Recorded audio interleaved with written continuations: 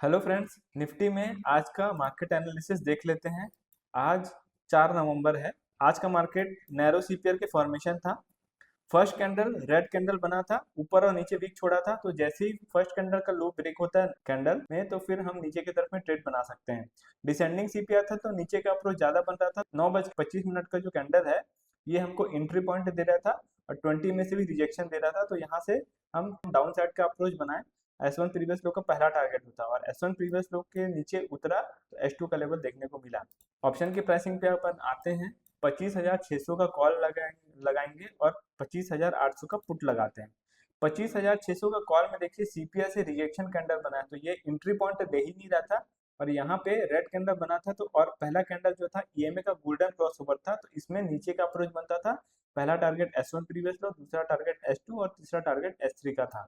और ये पूरा ही डीके हो गया तो S3 के भी नीचे आ गया। नैरो सीपीआर में मोमेंटम फास्ट आता है।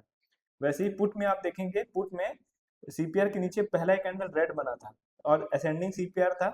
तो यहाँ पे जैसे ही RSI 60 के ऊपर में गया, इस वाले कैंडल पे 9:24 का कैंडल ये एंट्री पॉइंट दे रहा था और टारगेट पहला होता है R1 प्रीवियस हाई का। और R1 प्रीवियस हाई जैसे ही ब्रेक किया, नेक्स्ट टारगेट इसका R2 लेवल हो गया। तो इस टाइप का आज का ट्रेड प्लान था। अब आ जाते हैं कल का मार्केट कैसा रह सकता है।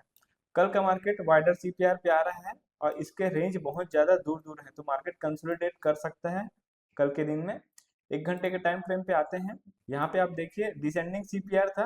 पहला ही कैंडल 20 में से रिजेक्शन दिया था। डिसेंडिंग सीपीआर होने की वजह से यहाँ पे सेलिंग का अप्रोच बनता था। पहला टारगेट प्रीवियस वीक लो और दूसरा टारगेट S1 का था। अब S1 के लेवल के नीचे उतरेगा तो S2 का लेवल आएगा, लेकिन ये S1 से S2 के लेवल तभी आएगा जब नैरो सीपीआर का फॉर्मेशन होगा।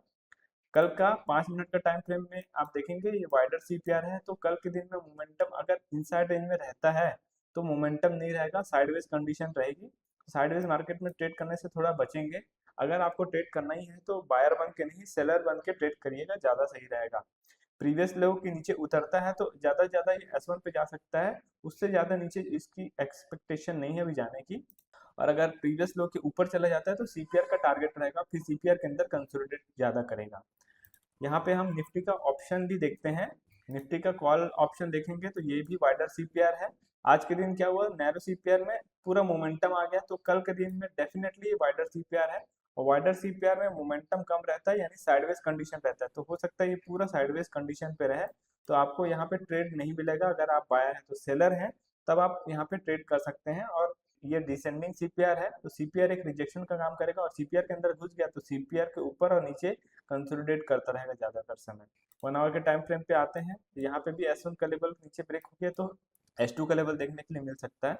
ये इसका बॉटम टारगेट है 167 का। 5 मिनट के टाइम फ्रेम पे 167 का ये वाला टारगेट आना, तो पूरा S1 तक जाने की उम्मीद नहीं है। वैसे ही निफ्टी में हम पुट ऑप्शन को भी चेक कर लेंगे। ये पुट ऑप्शन है। पुट ऑप्शन में आप देखेंगे ये असेंडिंग सीपीआर है, लेकिन पुट भी वाइडर सीपीआर है। तो जब कॉल और पुट दोनों वाइडर सीपीआर पे हो और इंडेक्स भी वाइडर सीपीआर पे हो, तो मार्केट ज्यादातर कंसोलिडेट करता है या साइडवेज कंडीशन पे रहता है।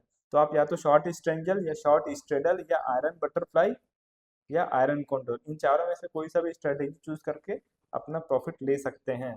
अगर इसमें ऊपर की तरफ में जाना होगा, प्रीवियस हाई ब्रेक करेगा तो ज्यादा से ज्यादा ये R1 पे जाने की उम्मीद रहेगी। इससे ऊपर एक्सपेक्टेशन नहीं है क्योंकि वाइडर सीपीआर है। रेंज बाउंड मार्केट रहता है ज्यादातर समय, तो आपको उसी हिसाब से ट्रेड करना है। ये था निफ्टी का अप्रोच। अब आते हैं बैंक निफ्टी पे। बैंक निफ्टी में 1 आवर का टाइम फ्रेम पे आएंगे।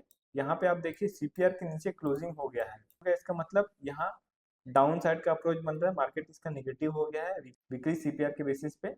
तो पहला टारगेट इसका प्रीवियस वीक लो रहेगा और प्रीवियस वीक लो टूटता है तो नेक्स्ट टारगेट इसका S1 रहेगा। तो इसको ट्रेंड लाइन मार्किंग कर देते हैं। यहाँ पे हमने ट्रेंड लाइन मार्किंग कर दिया है। अब 5 मिनट के टाइम फ्रेम पे आते हैं। कल का जो सेटअप है वो क्लियर है। अगर डिसेंडिंग सीपीआर है तो सीपीआर के नीचे रेड कैंडल बनाता है तो S1 प्रीवियस लो पहला टारगेट रहेगा और S1 प्रीवियस लो ब्रेक कर देता है, S2 का टारगेट हमको ले लेना है। और अगर सीपीआर के ऊपर बुलिश कैंडल का फॉर्मेशन होता है तो उसका फॉलो थ्रू कैंडल ग्रीन बनेगा, तभी वो R1 प्रीवियस हाई का टारगेट अचीव करेगा। वैसे 1 घंटे के टाइम फ्रेम में सीपीआर के नीचे क्लोज दे दिया है तो ऊपर की तरफ में रिजेक्शन मिल सकता है, इसलिए ऊपर का ट्रेड बनाने से बचेंगे।